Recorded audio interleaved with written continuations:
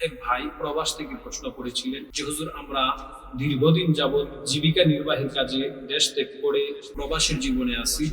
আমরা কি প্রবাসের জীবন স্ত্রীর সাথে কথা বলার সময় ভিডিও কলে বিবস্ত্র অবস্থায় উলঙ্গ অবস্থায় কথা বলতে পারবো কিনা, বা একে অপরকে বিবস্ত্র অবস্থায় দেখতে পারবো কিনা, উলঙ্গ অবস্থায় দেখলে এটা কি গুনাহ হবে কিনা, শরীয়তে ইসলাম এই ব্যাপারে কি বলে আমরা জানতে চাই। আসসালামু আলাইকুম ওয়া রাহমাতুল্লাহ। নাহমাদুহু ওয়া নুসাল্লি আলা রাসূলিহিল কারীম, আম্মা বা'দ। সুপ্রিয় দর্শক শ্রোতা, দেশ ও দেশের বাইরে থেকে যে যেখান থেকে আমার এই ভিডিওটি প্লে করেছেন সকলকে জানাই আবেগিন ইসলামিক মিডিয়ার পক্ষ থেকে আন্তরিক মোবারক।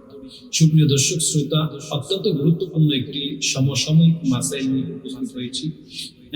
প্রশ্নটি হলো, এক ভাই প্রবাস থেকে প্রশ্ন করেছিলেন যে হুজুর, আমরা দীর্ঘদিন যাবৎ জীবিকা নির্বাহের কাজে দেশ ত্যাগ করে বিবি বাচ্চা ত্যাগ করে প্রবাসের জীবনে আছি।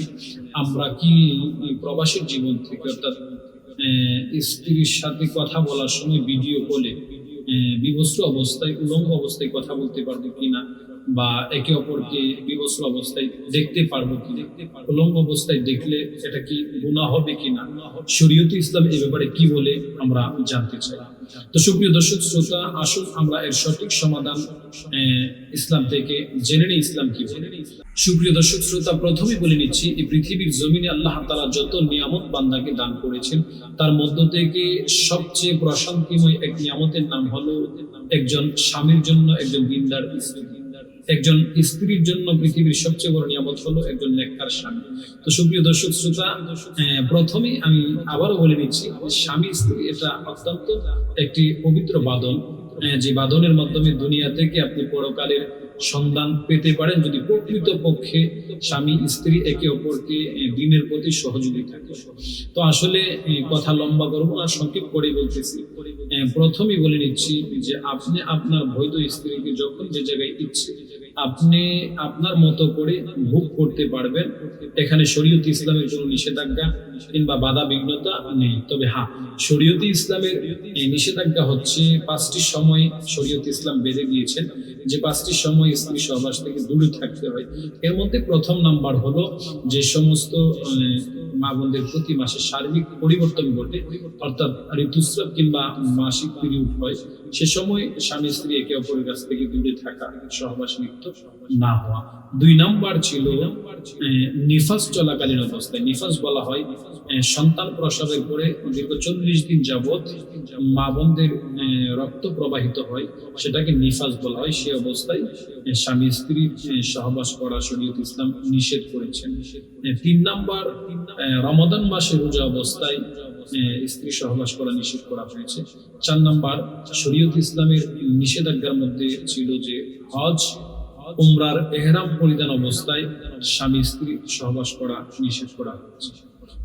5ম নাম্বার, এতেকাফ অবস্থায় স্বামী স্ত্রী সহবাস করা শরীয়ত ইসলাম নিষেধ করেছেন।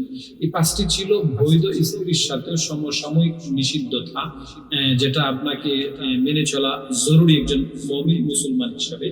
তো এখন যে ভাই প্রশ্ন করেছিলেন ভিডিও কলের মাধ্যমে কথা বলা যাবে কিনা, তো সেই ভাইয়ের প্রশ্নের উত্তরটি এখন দিচ্ছি। অত্যন্ত ইম্পর্টেন্ট একটি বিষয়, আমরা অত্যন্ত বিচক্ষণতার সাথে শ্রবণ করে ইনশাআল্লাহ ফায়দা আসবে।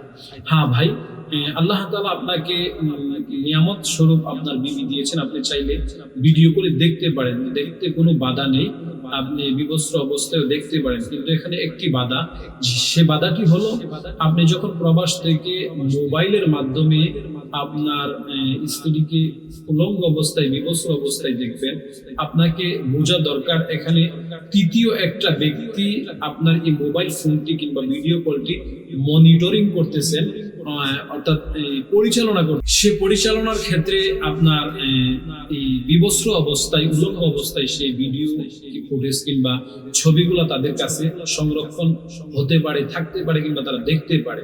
এজন্য প্রথমত আপনার পর্দার লঙ্ঘন হলো, দ্বিতীয়ত আপনার একান্ত ছবি, একান্ত স্বামী স্ত্রীর মুহূর্তগুলা অন্য তৃতীয় থার্ড পার্সন একজনের কাছে চলে যেতে পারে। এজন্য ইসলাম এটাকে সমর্থন করে না।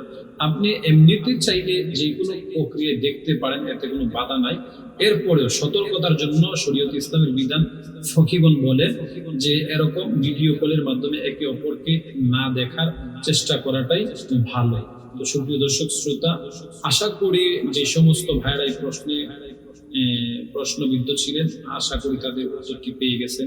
আপনি চাইলে দেখতে পারবেন, দেখতে কোনো নিষেধাজ্ঞা নেই, কিন্তু না দেখাটাই ভালো। আপনার দুইটা ক্ষতি, প্রথম নাম্বার হচ্ছে পর্দা লঙ্ঘন হলো, দ্বিতীয় নাম্বার তৃতীয় পক্ষ কেউ না কেউ মনিটরিং করতে গিয়ে আপনার এই বিষয়টা দেখতে পারে, পর্যবেক্ষণ করতে পারে। তো সেই জন্য আপনি এটা থেকে বিরত থাকাটাই সবচেয়ে উত্তম এবং মুনাসিব মনে করেন। তো সুপ্রিয় দর্শক শ্রোতা, আশা করি এই কথাগুলো বুঝতে পেরেছেন। আল্লাহ তাআলা আমাদেরকে আমাদের দাম্পত্য জীবন সুখময় করুক এবং সকলকে শরিয়া মেনটেন করে চলার তৌফিক দান করুক। ওয়া আখিরু দাওয়ানা আলহামদুলিল্লাহি রাব্বিল আলামিন।